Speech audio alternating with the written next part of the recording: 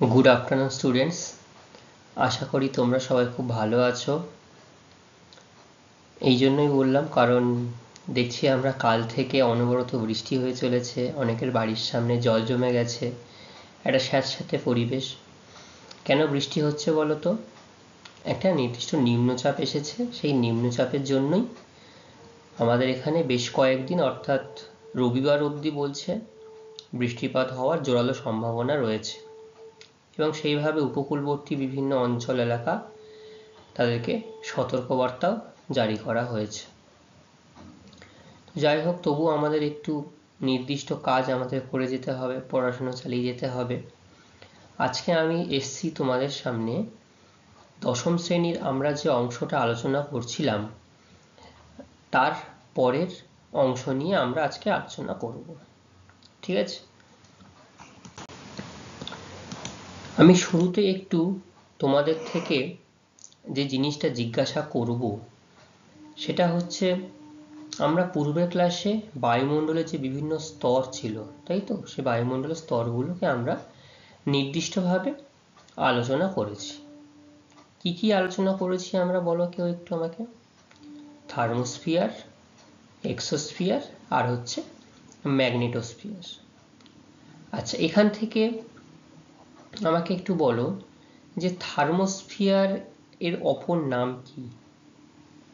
থার্মোস্ফিয়ারের অপর নাম হচ্ছে আয়নোস্ফিয়ার। Very good. কেন আয়নোস্ফিয়ার হলো? কারণ থার্মোস্ফিয়ারে যা কিছু উপাদান বা পদার্থ, আমরা পদার্থ বলবো না, যা কিছু উপাদান, বায়ুমণ্ডলের উপাদান আমরা দেখতে পাই সবটুকু আয়নিত অবস্থায় লক্ষ্য করা যায়, তাই তো? সেই জন্য একে আয়নোস্ফিয়ার বলা হয়। আমাকে কেউ থার্মোস্ফিয়ারের কয়েকটি বৈশিষ্ট্য কেউ বলতে পারবে? বলো। উষ্ণতা, উষ্ণতা কত থাকে? 1200 ডিগ্রি সেন্টিগ্রেড। এর বিস্তৃতি কত? প্রায় 500 কিলোমিটার পর্যন্ত, তাই তো? আচ্ছা, উষ্ণতা হলো। এরপরে ঘনত্ব কেমন থাকে? এই অংশের ঘনত্ব কেমন থাকে বলো? হ্যাঁ, ঘনত্ব এই অংশে একটু কম থাকে। আচ্ছা, এরপরে উপাদান, নির্দিষ্ট নাইট্রোজেন এবং অক্সিজেন, তাই তো, এই অংশে লক্ষ্য করা যায়। আর কি থাকে? বেতার তরঙ্গ, একটা ইম্পর্টেন্ট একটা অংশ। বেতার তরঙ্গ কিন্তু আমরা এই স্তরে লক্ষ্য করতে পারি। আচ্ছা বলো তো, কৃত্রিম উপগ্রহ কোন স্তরে লক্ষ্য করা যায়?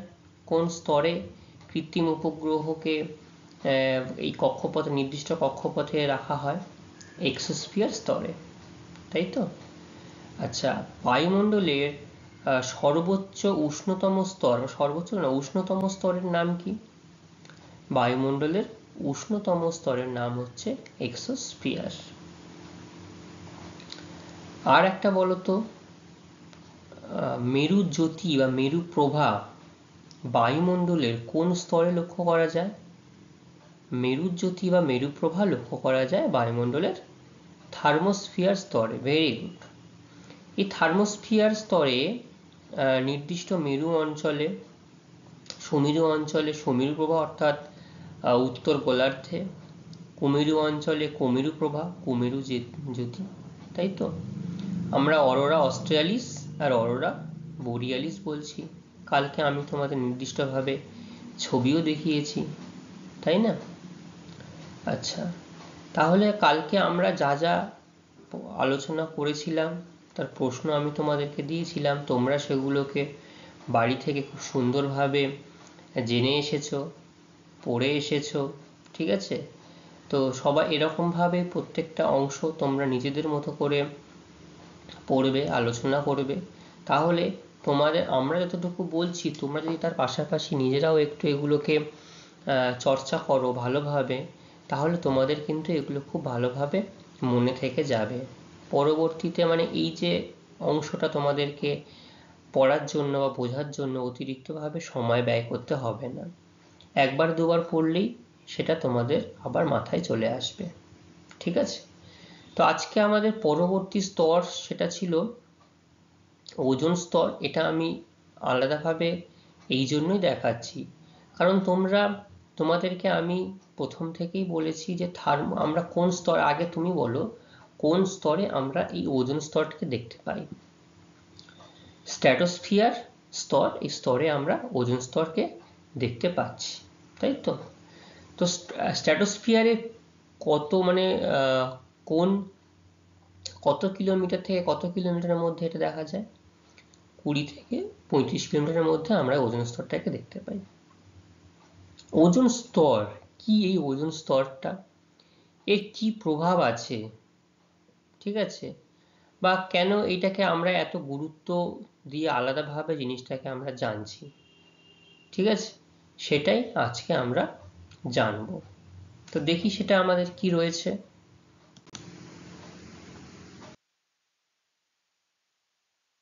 প্রথমেই যেটা হচ্ছে ওজোন স্ফিয়ার, ওজোনোস্ফিয়ারের গুরুত্ব বিন্যাস। দেখো তোমাদের সামনে আমি যে ছবিটা দেখিয়েছি, যে ছবিটা তোমরা দেখতে পাচ্ছ, সেই ছবিটা দেখলে তোমরা এখান থেকে ছবিটার মধ্যেই তোমরা দেখতে পাচ্ছ, দেখো ম্যাক্সিমাম ওজোন, অর্থাৎ এই যে 15 থেকে 30 বা 20 থেকে 35 কিলোমিটারের মধ্যেখানে, অর্থাৎ স্ট্র্যাটোস্ফিয়ার যে স্তরটি এই অবধি ট্রোপোস্ফিয়ার, এই অবধি স্ট্র্যাটোস্ফিয়ার, তার মাঝখানে ঠিক এই অংশে রয়েছে আমার ওজোন স্ফিয়ার বা ওজোন স্তর, ঠিক আছে। সেই জন্য বলা হচ্ছে দেখো 15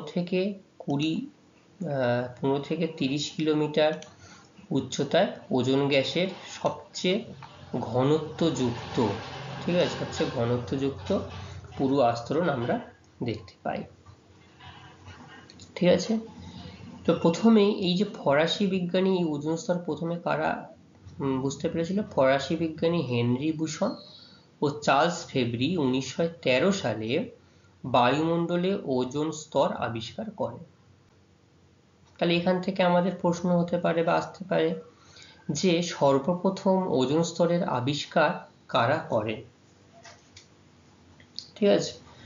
সর্বপ্রথম ওজোন স্তরের আবিষ্কার করছে ফরাসি বিজ্ঞানী হেনরি বুসন ও চার্লস ফেব্রি। কত সালে হয়েছিল সেটা?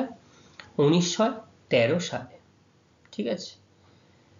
আচ্ছা, জে এল সোরেট, আরেকজন বিজ্ঞানী জে এল সোরেট কি করলেন? তিনি O3 অর্থাৎ ওজোন গ্যাসের সংকেত O3 তিনি প্রথম এটা আবিষ্কার করেন, তিনি সেটা বলেন, সংকেত উদ্ভাবন করেন। এবং ওজোন স্তরের ঘনত্ব কত? যে অণু আছে প্রতি বর্গ সেমিতে 5 গুণ 1012 অণু এই ওজোন স্তরের এই স্তরে লক্ষ্য করা যায়, ঠিক আছে। তাহলে এই হলো ওজোন স্তর সম্পর্কে এবং কারা প্রথমে ওজোন সম্পর্কে আবিষ্কার করেছিল, এই হচ্ছে প্রাথমিক ধারণা। এরপরে আমরা ওজোন গ্যাস সম্পর্কে আরো বিশেষ কিছু ধারণা জানবো, সেগুলো কি আছে দেখি। সেগুলো হচ্ছে ওজোন। এই যে ওজোন বলা হচ্ছে, কিসের ওজন, তাই না? ওজন শুনলে মনে হয় এটা কিসের ওজন, কিসের কি, তো সেরকম নয় ব্যাপারটা। এটা দেখো এখানটাতে ইংরেজি ওজন শব্দটির শব্দ হচ্ছে বিশেষ, মানে অর্থ হচ্ছে বিশেষ গন্ধ, ঠিক আছে। বায়ুর অক্সিজেন গ্যাসের, বায়ুর যে অক্সিজেন গ্যাস রয়েছে যেটাকে আমরা গ্রহণ করছি নিজেদের শ্বাস প্রশ্বাসের জন্য, সেই অক্সিজেন গ্যাসের 3টি পরমাণু, ঠিক আছে। আমাদের অক্সিজেনের কটি পরমাণু নিয়ে? 2টি নিয়ে গঠিত হচ্ছে O2, আর এর ক্ষেত্রে 3টি পরমাণু নেওয়া হয়েছে। 3টি পরমাণু আইসোটোপ যুক্ত হালকা নীল রঙের উগ্র আষ্টে গন্ধযুক্ত বিষাক্ত গ্যাসকে ওজোন বলা হয়। যদি তোমাকে বলা হয় ওজোন কাকে বলে, তখন কিন্তু তোমাকে এই সংজ্ঞাটাই তোমাকে দিতে হবে, বুঝতে হবে। 1840 সালে সুইস রসায়নবিদ আমরা পড়লাম যে ক্রিশ্চিয়ান ফ্রেডেরিক স্কোনবি ওজোন আবিষ্কার করে, ঠিক আছে। তোমরা ছবিতে দেখো এই যে স্ট্র্যাটোস্ফিয়ার স্তরে সূর্যরশ্মির এই যে আল্ট্রাভায়োলেট এ, আল্ট্রাভায়োলেট বি, আল্ট্রাভায়োলেট সি, এর বেশিরভাগটাই কিন্তু এই ওজোন লেয়ার এটাকে প্রতিহত করে নেয়, শোষণ করে নেয়। শোষণ করে কি করে? এই রশ্মিগুলো যদি সরাসরি পৃথিবীতে এসে পৌঁছায়, কারণ সূর্যের তো ব্যাপক তাপ, এই ব্যাপক তাপের জন্য এবং এই রশ্মিগুলো ক্ষতিকারক রশ্মি থাকে, এগুলো যদি সরাসরি পৃথিবীতে এসে পৌঁছায় তাহলে আমাদের মানুষ এবং যে উদ্ভিদ জগৎ রয়েছে বা প্রাণী জগৎ রয়েছে সবার কিন্তু এখানে ব্যাপক ক্ষতির সম্মুখীন লক্ষ্য করা যায়। তো এইখানে ওজোন লেয়ার কি করছে, সেই ক্ষতিকারক রশ্মিকে সে শোষণ করে নেয়। আচ্ছা, এবার দেখো ডবসন একক। ডবসন এককটা কি? এই ওজোন গ্যাসের ঘনত্ব পরিমাপে ব্রিটিশ পদার্থবিদ গর্ডন ডবসনের নাম অনুসারে ডবসন ইউনিট ব্যবহৃত হয়। তাহলে বোঝা গেল, যদি আমরা ওজনের একক জিজ্ঞাসা করি তখন কিন্তু আমাকে বলতে হবে ডবসন ইউনিট, সংক্ষেপে যেটাকে আমরা ক্যাপিটাল লেটারে ইংলিশে DU বলতে পারি। ঠিক আছে, এটাই হচ্ছে ওজোন গ্যাসের ইউনিট, ডবসন ইউনিট। ওজোন গহ্বর। ওজোন গহ্বরটা কি? বায়ু দূষণের ফলে স্ট্র্যাটোস্ফিয়ারে ওজোন গ্যাস ধ্বংস হয়ে ওজোন গ্যাসের ঘনত্ব যখন 200 ডবসন ইউনিটের কম হবে, তাহলে আমরা জানি যে কোনো একটা জায়গায় যে স্তর যত মোটা হবে, দেখবে কোনো একটা জায়গায় বাঁধ, যদি নদীর বাঁধই মনে করি, বা তোমার বাড়ির দরজা মনে করি, বাড়ির দেওয়াল মনে করি, যত মোটা বেশি হবে, ঘনত্ব বেশি, এবং আমরা তাকে তত সুরক্ষিত বলে মনে করি, তাই তো? তো দেখো, যদি সেই সুরক্ষা বলয় যদি ধীরে ধীরে পাতলা হয়ে যায়, ঠিক আছে, আমরা দেয়ালের ক্ষেত্রে মনে করি 10 ইঞ্চির দেওয়াল, এটাকে ভালো সুরক্ষা। সেটাকে যদি 5 ইঞ্চির দেওয়াল বা 3 ইঞ্চির দেওয়াল হয় তাহলে সেটাকে একটু কম সুরক্ষিত বলে আমরা মনে করি। এখানে ওজোন গ্যাসের ক্ষেত্রে কি হচ্ছে, বলছে 200 ডবসন ইউনিট, তার মানে বেশ খানিকটা, যেটা বেশ ঘনত্ব বেশি হবে, মোটা হবে, তার থেকে যখনই কমে যাবে, ঠিক আছে, বিভিন্ন কারণ হতে পারে, সেটা সূর্যের এই রশ্মির জন্য হতে পারে, মানবিক বিভিন্ন কারণে হতে পারে, বিভিন্ন কারণের জন্য যখন এই ডবসন ইউনিটের পরিমাণটা কমে যাবে এবং যখন পাতলা হয়ে যাবে এবং অতিবেগুনি রশ্মি যখন সেই নির্দিষ্ট গহ্বর দিয়ে প্রবেশ করে সরাসরি পৃথিবীতে, অর্থাৎ আমরা যে স্তরে বসবাস করছি, এই ট্রপোস্ফিয়ার যে স্তর, এই স্তরে যদি চলে আসে তখন তাকে আমরা ওজোন গহ্বর বলছি। তাহলে ওজোন গহ্বর কাকে বলা হয় বুঝতে পারছো? ঠিক আছে, হ্যাঁ, ধরো মনে করা হলো যে তোমার বাড়িতে কোনো একটা দেওয়াল রয়েছে, এই দেওয়াল থেকে তুমি ড্রিল মেশিনের সাহায্যে বা হাতুড়ি ছিনির সাহায্যে একটা নির্দিষ্ট গহ্বর করে এই স্থান থেকে ওই স্থানে কোনো কিছু দিতে চাইছো, কোনো তার হোক বা কোনো প্রয়োজনীয় জিনিস তুমি এক স্থান থেকে আরেক স্থানে তুমি দিতে চাইছো। এই যে গহ্বর তুমি করছো সেটা তুমি নিজে হাতে করছো বাড়িতে, এটা প্রকৃতিতে ওজোন স্তরে, ওজোন যে লেয়ার রয়েছে সেখানে যে 200 ডবসন ইউনিটের কম হয়ে যাচ্ছে, পাতলা হয়ে যাচ্ছে, এবং সেখানে একটা যে গহ্বর সৃষ্টি হচ্ছে, সেটাকে আমরা বলছি ওজোন গহ্বর। দেখো পাশের ছবিটাতে আমি তোমাদের একটা ধারণা দিতে চেয়েছি, এটা হচ্ছে ওজোন গহ্বর। যে বায়ুমণ্ডল, পৃথিবীর চারিদিকেতে বায়ুমণ্ডলের স্তর, তারা মাধ্যাকর্ষণ শক্তির প্রভাবে পৃথিবীর চারিদিকে ঘুরে চলেছে, এবং এই যে স্তরটা দেখো এখানে দেখানো হয়েছে, বিশেষ করে আন্টার্কটিকা অঞ্চলে ওজোন গহ্বর ব্যাপক পরিমাণে বড় হয়ে গেছে, যতটুকু ছিল শুরুতে এখন সেটা দেখা গেল এরকম থেকে এরকম অনেকটা বড় হয়ে গেছে, পরিমাণটা বড় হয়ে গেছে। তো দেখো ছবিটায় দেখো, বুঝতে পারছো, সাদা অংশ মানে আন্টার্কটিকার কাছাকাছির অংশ, এবং ওখানে ওজোন গহ্বর অনেকটা বড় হয়ে গিয়ে সূর্যের রশ্মিগুলো, এই যে প্রথম ছবিটায় দেখো আল্ট্রাভায়োলেট A, B, C এই রশ্মিগুলো সরাসরি কিন্তু তখন পৃথিবীতে এসে পৌঁছাচ্ছে। ঠিক আছে, আন্টার্কটিকায় যে ওজোন গহ্বরটির ক্ষেত্রমান 1992 সালে 2.3 কোটি বর্গ কিলোমিটার ছিল। ঠিক আছে, তার বিরাট এরিয়া ওজোন গহ্বর, 2.3 কোটি বর্গ কিলোমিটার।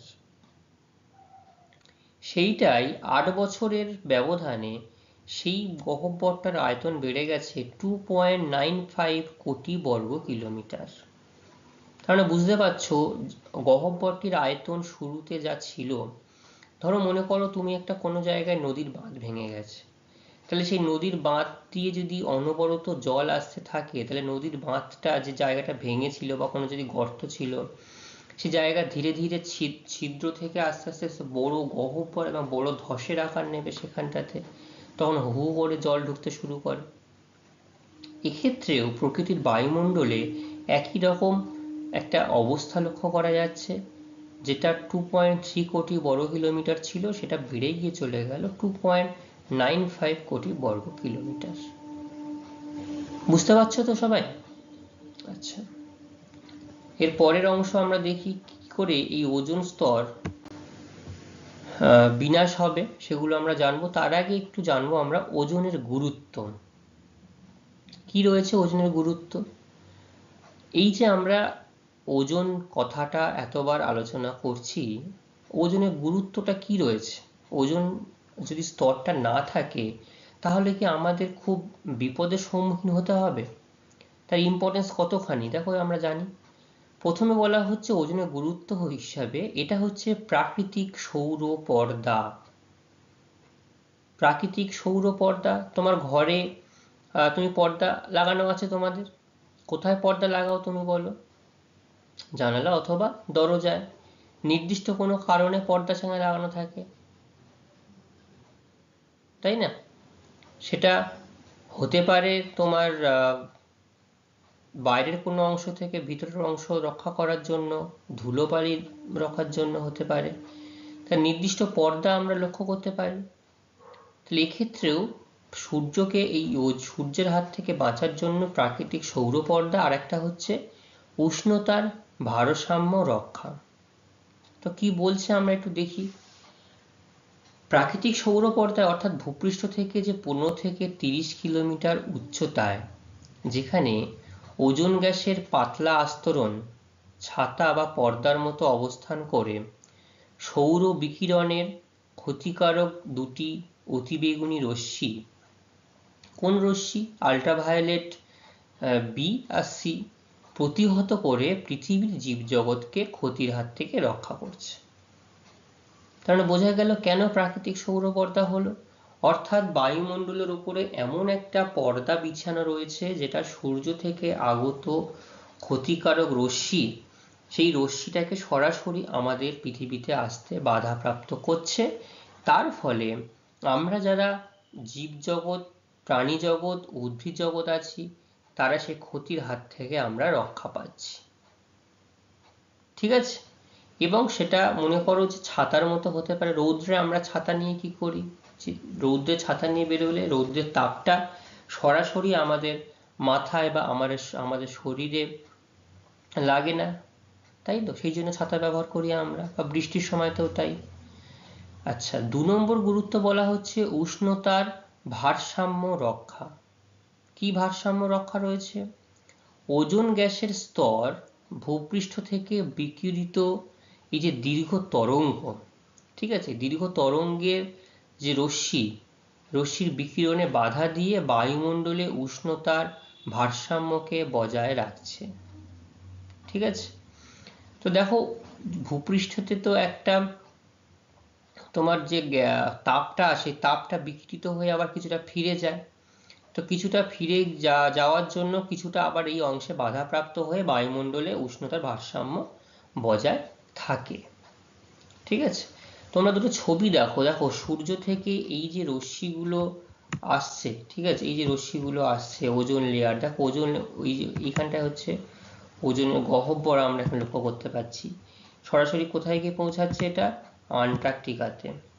তাহলে এই যে আল্ট্রাভায়োলেট যে বিভিন্ন রে, এবং তার সঙ্গে সঙ্গে আরো মানবিক কিছু কারণে বিভিন্ন গ্যাস, এই গ্যাসগুলো গিয়েও কিন্তু এই ওজোন স্তরকে ব্যাপক হারে ধ্বংস করছে। এই ছবিটাও দেখো, সূর্য থেকে রে আসছে, solar radiation, stratosphere, ozone layer, এবং এছাড়াও ট্রোপোস্ফিয়ার থেকে সিএফসি বলে একটা গ্যাস, এটাকে ক্লোরোফ্লুরোকার্বন বলা হয়, এই গ্যাস গিয়েও কিন্তু ওজোন লেয়ারের ব্যাপক ক্ষতি করছে। এই যে ওজোন লেয়ারে গর্ত হচ্ছে। ঠিক আছে? ওজনের বিনাশ কিভাবে হচ্ছে? বর্তমান দিনে মাত্রাতিরিক্ত বায়ু দূষণ হচ্ছে। তাহলে বায়ু দূষণ তো হচ্ছে, সেটা তো আমরা বুঝতেই পারছি, ব্যাপক হারে মানুষের বিভিন্ন কার্যাবলীর প্রভাবে বায়ু দূষণের মাত্রা কিন্তু দিনের পর দিন বেড়ে চলেছে। এবং সেখানে যে শুধু প্রাকৃতিক কারণ আছে তা নয়, মানুষের বিভিন্ন কার্যাবলীর জন্য কিন্তু বায়ু দূষণের মাত্রা দিনের পর দিন বৃদ্ধি পাচ্ছে। তাহলে বায়ু দূষণের ফলে কি হচ্ছে? বায়ুমণ্ডলে গ্যাসীয় পদার্থের সঙ্গে ওজোন গ্যাসের রাসায়নিক বিক্রিয়া হচ্ছে, এবং রাসায়নিক বিক্রিয়া হওয়ার জন্য ওজোন গ্যাসের যে ধ্বংস হয়ে যাচ্ছে, ধ্বংস হয়ে তার ঘনত্ব হ্রাস পেয়ে যাচ্ছে, এবং যত ঘনত্ব হ্রাস পেয়ে যাচ্ছে ওজোন স্তর কি হচ্ছে? পাতলা হয়ে যাচ্ছে। দেখো এই যে এইখানটায় নির্দিষ্ট যে ওজোন লেয়ারটি রয়েছে, তাহলে আগে ছিল এইখান থেকে এতটা পর্যন্ত, কিন্তু ধ্বংস হওয়ার জন্য কি হচ্ছে? এইখান থেকে মাত্র এইটুকু তার ওজোন লেয়ার গুরুত্ব এসে দাঁড়ালো। ঠিক আছে, এই ঘটনাকে ওজোন বিনাশ বলছে, যেটাকে আমরা ওজোন গহ্বর বলেছিলাম, সেটাকে ওজোন বিনাশ এরকম ভাবে বলা হচ্ছে। তো এই ওজোন হ্রাস হলো একটা অন্যতম প্রধান পরিবেশগত অবক্ষয়। পরিবেশের অবক্ষয় হচ্ছে কোন অঞ্চলে বেশি হচ্ছে? আন্টার্কটিকার হ্যালিবে অঞ্চলে ব্রিটিশ বিজ্ঞানী জেসি ফারম্যান প্রথম ওজোন ক্ষয় লক্ষ্য করেন। আন্টার্কটিকা অঞ্চলে, হ্যালিবে অঞ্চলে এই যে জেসি ফারম্যান, তিনি প্রথম এই ওজোন ক্ষয়টা লক্ষ্য করেন আন্টার্কটিকা অঞ্চলে। তাহলে বোঝা গেল ওজনের বিনাশ কিভাবে হচ্ছে। এরপরে আমরা আরো ভালো করে দেখছি যে ওজনের বিনাশ কিভাবে হচ্ছে, এবং এই ওজোন বিনাশ হওয়ার জন্য সর্বোপরি আমাদের পরিবেশের ওপরে কিভাবে তার ক্ষতি হয় সেটা আমরা জানব। তার আগে আমি তোমাদেরকে একটু জিজ্ঞাসা করব যে আমরা এই যে ওজোন গুরুত্ব বললাম, ওজোন গুরুত্বের প্রধান দুটি গুরুত্ব কি কি হচ্ছে তাহলে? একটা হচ্ছে প্রাকৃতিক সৌর পর্দা। ঠিক আছে, প্রাকৃতিক সৌর পর্দা কি হিসাবে কাজ করছে? সূর্য থেকে যে ক্ষতিকারক রশ্মি বলবো আমরা, অতিবেগুনি রশ্মি, আল্ট্রাভায়োলেট, সেই জন্য অতিবেগুনি রশ্মি বলা হচ্ছে, এই রশ্মিগুলোকে এই ওজোন স্তরে এসে সেটাকে শোষণ করে নেয়। যদি সেই পর্দাটা ধীরে ধীরে পাতলা হয়ে যায়, নষ্ট হয়ে যায়, গহ্বর হয়ে যায়, তাহলে সরাসরি আল্ট্রাভায়োলেট রশ্মি আমাদের পৃথিবীতে চলে আসবে। আসলে জীবজগৎ তথা প্রাণী জগতে ক্ষতির সম্মুখীন হতে হবে। এটা একটা উষ্ণতার ভারসাম্য রক্ষা করছে এই ওজোন গুরুত্ব, ওজোন স্তর। ওজোন স্তর যদি না থাকতো তাহলে সবটুকু যেমন তাপ যেমন পৃথিবীতে ফিরে আসতো, আবার সব তাপ বিকিরিত সব তাপ পৃথিবী থেকে ফিরে গিয়ে পৃথিবী ঠান্ডা হয়ে যেত একদম সম্পূর্ণভাবে। ঠিক আছে, তো পৃথিবীতে বেঁচে থাকার জন্য সব প্রাণী জগতে যেমন সম্পূর্ণ ঠান্ডা, সম্পূর্ণ গরম সহ্য হয় না, সেজন্য পৃথিবীর ভারসাম্য বজায় রাখাও কিন্তু একটা অন্যতম গুরুত্বপূর্ণ কাজ। ঠিক আছে, তো দেখি আমরা এর ফলে কি কি প্রাকৃতিক কারণ, ওজোন যে বিনাশ হচ্ছে, ওজোন বিনাশের জন্য কি কি প্রাকৃতিক কারণ লক্ষ্য করা যাচ্ছে। দেখো দুটো ছবি দেখতে একটু বেশি একরকম হলেও দেখো এখানে কিভাবে ওজোন স্তর ধ্বংস করে পৃথিবীতে গিয়ে ফিরে যাচ্ছে, কিভাবে প্রাকৃতিক কারণ রয়েছে। প্রাকৃতিক কারণ রয়েছে দুটি। কটি প্রাকৃতিক কারণ? দুটি প্রাকৃতিক কারণ রয়েছে। একটা হচ্ছে অতিবেগুনি রশ্মি। সেটা কেমন? সূর্যের অতিবেগুনি রশ্মির ফোটন কণা, যেটা আল্ট্রাভায়োলেট বি আর সি, কি করছে? আলোক রাসায়নিক বিক্রিয়ায় ওজোন অণুকে বিভাজন করছে এবং করে একটি অক্সিজেন অণুকে পরমাণুতে পরিণত করছে। ঠিক আছে, তার ফলে কি হচ্ছে? ধ্বংস হয়ে যাচ্ছে স্ট্র্যাটোস্ফিয়ারের ওজোন লেয়ার। সূর্যরশ্মির তাপীয় ফল কি হচ্ছে? প্রতি 11 থেকে 12 বছর অন্তর সূর্যের যে তাপীয় ফল বৃদ্ধি পায় ধীরে ধীরে। ঠিক আছে, এবং এখানে নাইট্রোজেনের পরিমাণও বৃদ্ধি পাচ্ছে। এবার এই নাইট্রাস যে অক্সাইড রয়েছে, এই নাইট্রাস অক্সাইড ওজোনের সঙ্গে রাসায়নিক বিক্রিয়া করছে। রাসায়নিক বিক্রিয়া হওয়ার ফলে ওজোন হ্রাস করছে। বোঝা গেল কি কি প্রাকৃতিক কারণ রয়েছে। তাহলে এই নির্দিষ্ট দুটি প্রাকৃতিক কারণ অতিবেগুনি রশ্মি, সেটা আমরা প্রথম থেকেই বারবার জেনে আসছি। আর একটা হচ্ছে যে অতিবেগুনি রশ্মির জন্য যে ব্যাপক পরিমাণ তাপ পৃথিবীতে এসে পৌঁছাচ্ছে এবং এই নাইট্রাস অক্সাইড ওজোনের সঙ্গে রাসায়নিক বিক্রিয়া করে কিন্তু ওজোন হ্রাস করছে। ঠিক আছে, তাহলে প্রাকৃতিক কারণ বোঝা গেল। এরপরে রয়েছে মানবিক কিছু কারণ। কি মানবিক কারণ রয়েছে? প্রথমে ক্লোরোফ্লুরোকার্বন, সিএফসি। তোমরা একটু হলেও তোমরা জেনেছো বা জানো যে এই সিএফসি মূলত মানুষের ব্যবহার্য বিভিন্ন যন্ত্রপাতি থেকে বা মানুষের তৈরি করা বিভিন্ন যন্ত্রপাতি থেকেই কিন্তু এই সিএফসি নির্গত হয়। এই সিএফসি 11, সিএফসি 12, সিএফসি 22, সিএফসি 113 কি করে? এইগুলোকে হিমায়ক অর্থাৎ একদম ঠান্ডা করে রেফ্রিজারেটর অর্থাৎ আমাদের বাড়ির ফ্রিজ, এয়ার কন্ডিশনার, বাড়িতে যে এসি, এছাড়াও বিভিন্ন দ্রাবক ফোম, বিমানের প্রপেলার, কম্পিউটার শিল্পে ব্যাপক পরিমাণে ব্যবহার হচ্ছে। এর ফলে সিএফসি উৎপন্ন হচ্ছে। তার মানে দেখো, আমরাই কিন্তু এই সিএফসি উৎপাদনের জন্য দায়ী। মানুষের বিভিন্ন প্রয়োজনে আমরা যে এসি ব্যবহার করছি, এখন দেখবে যে পরিমাণ দিনের পর দিন গরমের পরিমাণ বৃদ্ধি পাচ্ছে, তাপমাত্রা বৃদ্ধি পাচ্ছে, মানুষ এসি লাগাতে বাধ্য হচ্ছে। এবং এই যত এসি আমরা লাগাচ্ছি তত কিন্তু পরিবেশের গরমের পরিমাণ কিন্তু অর্থাৎ উষ্ণতার পরিমাণ কিন্তু আরো বেড়ে যাচ্ছে। আমরা হয়তো সেই এসিটা লাগিয়ে বাড়ির ওই নির্দিষ্ট ঘরের টেম্পারেচার কমিয়ে আমরা আরামদায়ক পরিবেশ অনুভব করতে পারছি, কিন্তু সর্বোপরি যদি দেখি তাহলে কিন্তু সেই এসি কিংবা ফ্রিজ আমরা আমাদের বাড়ি থেকে এবং ব্যাপক পরিমাণে কিন্তু সিএফসি নির্গমন হচ্ছে। ঠিক আছে, দেখো এই ছবিগুলো তোমরা এখান থেকে বুঝতে পারবে। এখান থেকে দেখো প্লাস্টিক, ফোম অ্যান্ড রেফ্রিজারেটরস এখান থেকে ওজোন লেয়ারকে ধ্বংস করছে।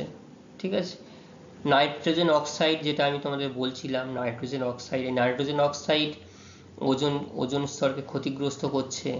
এবং সর্বোপরি যেটা প্রাণী জগতের উপর প্রভাব বিস্তার করছে আন্টার্কটিকা অঞ্চলে মূলত আমরা পেঙ্গুইনের বসবাস বা বিভিন্ন সামুদ্রিক শিল মাছ এইগুলোকে দেখতে পাই। তারাও কিন্তু আজকে, এই যে পেঙ্গুইনের ছবি দেখি, তারাও কিন্তু আজকে ব্যাপক বিপদের সম্মুখীন লক্ষ্য করা যাচ্ছে। ঠিক আছে, এই যে সিএফসি গ্যাস শুধু যে আমাদের বাড়ি থেকে নির্গমন হচ্ছে এমনটা নয়, বিভিন্ন যে শিল্প কলকারখানা রয়েছে সেখান থেকেও কিন্তু এই সিএফসি ব্যাপক পরিমাণে নির্গত হয়ে পরিবেশের তাপমাত্রা যেমন বৃদ্ধি করছে তার পাশাপাশি ওজোন স্তরকেও ক্ষতি করছে। ঠিক আছে, 2 নম্বর বলা হচ্ছে ব্রোমিন যৌগ। কোথায় থাকে এই ব্রোমিন যৌগ? আগুন নেভানোর কাজে যদি কোথাও আগুন লেগে যায়, আগুন নেভানোর কাজে ব্যবহৃত যে সিএফ, ব্রোমিন, CF2, ব্রোমিন 3 এই ওজোন অণু থেকেও অক্সিজেনকে মুক্ত করে দেয়। অক্সিজেনকে মুক্ত করার ফলেও সেখানেও কিন্তু এটা এই ওজোন স্তর ধ্বংসের একটা অন্যতম কারণ হচ্ছে। হ্যালোন যৌগ, এটাও অগ্নি নির্বাপক যন্ত্রেও হিমায়িত করে রাখা হয়, যেটাকে আগুন নেভাতে সাহায্য করে। কারণ আমরা জানি কি, অক্সিজেন কিন্তু আগুন জ্বালতে মানে আগুনকে বেশি করে জ্বলতে সাহায্য করে। তো যদি সেখান থেকে অক্সিজেন অণুকে নির্দিষ্টভাবে ভেঙে দেওয়া হয়, তাহলে একটা অক্সিজেন অণু যদি ভেঙে গিয়ে জুড়ে যায়, 3টি আইসোটোপ হয়ে যায়, তখন কিন্তু ওজোন স্তরে ধীরে ধীরে ক্ষতি করতে শুরু করবে। সালফেট যৌগ কি আছে? সালফার ডাই অক্সাইড যে গ্যাস, সেই গ্যাস বৃষ্টির জলের সঙ্গে মিশে গিয়ে H2SO4 অর্থাৎ অ্যাসিড রেন যেটা হয়, লবণ কণার সঙ্গে বিক্রিয়া করছে এবং সালফেট যৌগ তৈরি করছে। এগুলি ওজোনকে বিয়োজিত করে তুলছে। ঠিক আছে, নাইট্রোজেন যৌগ কি? নাইট্রোজেন যৌগ আছে নাইট্রোজেন ডাই অক্সাইড অর্থাৎ NO2, nitric oxide NO3, nitrogen oxide NO এবং নাইট্রাস অক্সাইড N2O ইত্যাদি নাইট্রোজেন যৌগ সরাসরি ওজনের সঙ্গে বিক্রিয়া করে কি করছে, অক্সিজেন মুক্ত করছে এবং ওজোন বিনাশ করছে। ঠিক আছে, তাহলে দেখো বিভিন্ন প্রাকৃতিক এবং মানবিক বিভিন্ন কারণের জন্য কিন্তু ওজোন স্তর ধ্বংস হচ্ছে, সর্বোপরি পরিবেশের অবক্ষয় হচ্ছে এবং তার পাশাপাশি মানুষ এবং উদ্ভিদ জগৎ, প্রাণী জগৎ ক্ষতির সম্মুখীন হচ্ছে। ঠিক আছে, এই অবধি বোঝা গেল সবার? তাহলে মানবিক কারণ কি কি বললাম? ক্লোরোফ্লুরোকার্বনের জন্য হতে পারে, ব্রোমিন যৌগের জন্য হতে পারে, হ্যালোজেন যৌগ, সালফেট যৌগ এবং নাইট্রোজেন যৌগ। এইগুলো কিন্তু তোমাদেরকে খুব ভালোভাবে মনে রাখতে হবে। যদি ওজোন স্তর বিনাশের মানবীয় কারণ এবং প্রাকৃতিক কারণ আলোচনা করতে বলে তখন কিন্তু এগুলোকে নির্দিষ্টভাবে আমাকে আলোচনা করতে হবে। এরপরে রয়েছে ওজোন হ্রাসের প্রভাব। এই ওজোন যে স্তরের যে হ্রাস হচ্ছে তার ফলে কি কি প্রভাব আমরা লক্ষ্য করতে পারছি। আমরা যতক্ষণ না রেজাল্ট পাবো ততক্ষণ আমরা মনে করি না যে এই জিনিসটা থেকে আমি কি পেলাম। এতক্ষণ তো আমি বললাম এই নষ্ট হয়ে যাচ্ছে, পরিবেশের দূষণ বৃদ্ধি পাচ্ছে, তাপমাত্রা বৃদ্ধি পাচ্ছে, তো এর জন্য কি দেখতে পাচ্ছি আমরা? এর জন্য রেজাল্ট সেটা আমরা এখন পেয়ে গেছি। সে রেজাল্টটা কি বলছে, মানব দেহত্বকের অনাবৃত অংশ, অর্থাৎ যখন দেখবে তুমি কোনো পোশাক ছাড়াই যখন বাইরে বেরো তখন সূর্যের তাপটা যখন শরীরে লাগে তখন দেখবে ব্যাপক অংশ কিন্তু সেখানে মানে সঙ্গে সঙ্গে ক্ষতিগ্রস্ত হবে এটা তো আমি বলতে বোঝা যায় না। তো সেখানে কি হয়, দেখবে গ্রামের দিকের মানুষ বা যারা বিভিন্ন কায়িক পরিশ্রম করে মাঠে, বিশেষ করে মাঠে ঘাটে চাষাবাদ করে, তাদের গায়ের রং দেখবে একরকম হয়, আর যারা বাড়িতে থাকে বা বিভিন্ন অফিস কাছারি করে তাদের গায়ের রং কিন্তু একরকম হয়। কেন? কারণ তারা কায়িক পরিশ্রম করছে রৌদ্রের মধ্যে এবং দীর্ঘদিন ধরে সেই রৌদ্রের মধ্যে কায়িক পরিশ্রমের জন্য তাদের গায়ের মানে সূর্যের তাপে একটুখানি গেলে কি হয়, আমার বাবা মাথা ব্যথা করছে, গা পুড়ে গেল, আমরা বলি না গা হাত পা পুড়ে গেল, মানে সেরকম ভাবে সৌরদগ্ধ হয়ে চামড়া তামাটে রঙের হয়ে যায়। এটা এক নম্বর গেল। এই অতিবেগুনি রশ্মির দ্বারা ত্বকে ক্যান্সার সৃষ্টি হয়। দেখো এই যে আমি একটা ছবি দেখিয়েছি, ত্বকে ক্যান্সারের মতো এরকম ভাবে ক্যান্সার সৃষ্টি হচ্ছে, মানুষের রং তামাটে হয়ে যাচ্ছে, মাথা ব্যথা হচ্ছে এবং চোখেরও ক্ষতি হচ্ছে। ছবিটা দেখো, চোখেরও ক্ষতি হচ্ছে। এরপরেই যেটা বলা হচ্ছে, মানুষের চোখের লেন্স ও কর্নিয়া ক্ষতিগ্রস্ত হয় এবং বয়স্কদের চোখে ছানি পড়ে। ঠিক আছে, এই অতিবেগুনি রশ্মির জন্যই কিন্তু এগুলো হতে পারে। অর্থাৎ মানুষের যে চোখের লেন্স যার সাহায্যে আমরা দেখছি এবং কর্নিয়া ক্ষতিগ্রস্ত হচ্ছে এবং বয়স্কদের চোখে ছানি পড়ছে। অতিবেগুনি রশ্মি দ্বারা মানুষের রোগ প্রতিরোধ ক্ষমতা কমে যায়। এই যে মানুষের রোগ প্রতিরোধ ক্ষমতা, এটাকে আমরা ইমিউনিটি পাওয়ার বলি। তোমার শরীরে শুধু আমাদের শরীরে যদি কোনো ব্যাকটেরিয়া রোগ এসে বাসা বাঁধে, নিজস্ব যে রোগ প্রতিরোধ ক্ষমতা আছে প্রথমে সেইটাকে যদি সেটাকে প্রতিহত করতে পারে তাহলে আমাদের শরীর সুস্থ হবে। আর যখন সেই মানুষের যতটুকু রোগ প্রতিরোধ ক্ষমতা সেটি না হয় তখন কিন্তু আমাদেরকে ডাক্তারের কাছে যেতে হয় এবং তাদের পরামর্শ অনুযায়ী ওষুধ খেতে হয়। তো দেখবে মানুষের রোগ প্রতিরোধ ক্ষমতা যার শরীরে যত বেশি থাকবে, ভালো থাকবে, সেই ব্যক্তি বা সেই মানুষ কিন্তু তত বেশি সুস্থ থাকে, এটা আমরা দেখতে পাই। ঠিক আছে, এই গেল মানুষের উপরে ওজোন হ্রাসের ব্যাপকভাবে প্রভাব। ঠিক আছে, দেখো কি বলছে, 10% ডিপ্লেশন ইন ওজোন লেয়ার, অর্থাৎ যদি 10% ওজোন স্তর ক্ষতি হয়, 30% increase in skin cancer infection. তাহলে 10% ওজোন স্তর যদি ক্ষতি হয়, 30% মানুষের শরীরে ত্বকের ক্যান্সার লক্ষ্য করা যায়। ঠিক আছে, আচ্ছা এই প্রসঙ্গে দুটো তথ্য আমি তোমাদেরকে দিই। ওজোন গহ্বর যেটা আন্টার্কটিকাতে লক্ষ্য করা যায় ওজোন গহ্বর। আর বিশ্ব ওজোন স্তর সুরক্ষা দিবস যেটা পালন করা হয় 16ই সেপ্টেম্বর। ঠিক আছে, এই 16ই সেপ্টেম্বর দিনটাকে বিশ্ব ওজোন স্তর সুরক্ষা দিবস হিসেবে পালন করা হয়। এই তারিখটা মনে রাখবে, তোমাদের কাজে লাগবে। 16ই সেপ্টেম্বর মানে আমরা কিন্তু আজকে 14ই সেপ্টেম্বরে আছি, তাহলে কালকে দিন পরেই 16ই সেপ্টেম্বর কিন্তু এই বিশ্ব ওজোন স্তর সুরক্ষা দিবস হিসেবে পালিত হয়। আচ্ছা, মানুষের উপর প্রভাব তো আমরা জানলাম। আমরা শুধু হয়তো মানুষের নিয়ে চিন্তিত কিন্তু তা নয়, সামগ্রিকভাবে যদি পরিবেশের ওপরে প্রভাব পড়ে তাহলে কিন্তু মানুষ এর থেকে মানে পালিয়ে যেতে পারবে না। প্রাণী জগতের ওপর প্রভাব দেখো, সবকিছু প্রত্যেকে কিন্তু একে অপরের উপর নির্ভরশীল। তাহলে শুধু যদি প্রাণী জগতের ওপরেও প্রভাব পড়ে, এর পরোক্ষ প্রভাব গিয়ে পড়ে মানুষের ওপরে। সামুদ্রিক ফাইটোপ্ল্যাঙ্কটন, এই যে যে প্ল্যাঙ্কটন রয়েছে, সামুদ্রিক ফাইটোপ্ল্যাঙ্কটন বা সামুদ্রিক বিভিন্ন জীব, সামুদ্রিক বিভিন্ন মাছ, এদের কি হয়, এদের সংখ্যা হ্রাস পেতে শুরু করে। ঠিক আছে, মাছ উৎপাদন কমে যায়, মাছের উৎপাদন যতটা হওয়ার কথা ছিল ততটুকু হবে না, কমে যাবে। নিম্ন শ্রেণীর প্রাণীর বৃদ্ধি হবে এবং বিকাশ ব্যাহত হবে। তাহলে নিম্ন শ্রেণী যেগুলো মানুষের খুব একটা প্রয়োজনে লাগে না, অর্থাৎ যেটা পোকামাকড়ের সংখ্যা বৃদ্ধি পাবে, কিন্তু যে প্রাণীগুলো থাকলে মানুষ তার থেকে পুষ্টি সংগ্রহ করে সেগুলো হবে না, তাই সর্বোপরি মানুষেরই ক্ষতি হচ্ছে। উদ্ভিদ জগতের ওপর প্রভাব দেখো, আমি দুটো ছবি এখানটায় দেখিয়েছি।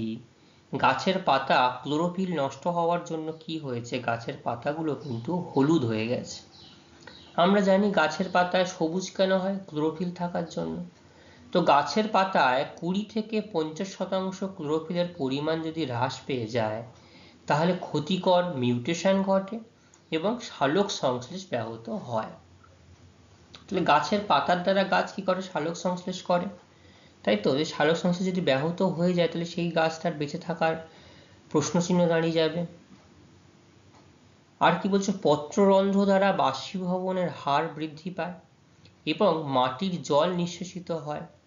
তাহলে আমরা জানি গাছ তার শিকড় দ্বারা মাটির অনেক গভীরে থেকে তারা জল সংগ্রহ করে, এবং যে পরিমাণ কষ্ট করে সংগ্রাম করে একটি গাছ জল সংগ্রহ করে, সেটা যদি সহজেই গাছের যে পত্ররন্ধ্রগুলো যখন বড় হয়ে যাবে, যদি বেশি পরিমাণে জল বাষ্পীভূত হয়ে যায়, বাষ্পমোচন হয়ে যায়, বেশি পরিমাণ জল বাষ্পীভবন হয়ে যায়, তাহলে কিন্তু জলের পরিমাণ, একটা গাছের যে পরিমাণ জল থাকে জলের পরিমাণ সম্পূর্ণ নিঃশেষিত হয়ে যাবে।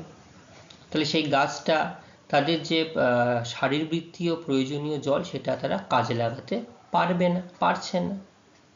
আর একটা ছবি এখানে দিয়েছি দেখো, ওজোন লেয়ার যখন ধ্বংস হচ্ছে সম্পূর্ণভাবে, যদি জলের এটাও লক্ষ্য করা যায়, ঠিক আছে, তো সেদিক থেকে কিন্তু মানে জলজ যে বাস্তুতন্ত্র সেগুলো নষ্ট হয়ে যাচ্ছে, অ্যাকুয়াটিক ইকোসিস্টেম যেটা বলা হচ্ছে।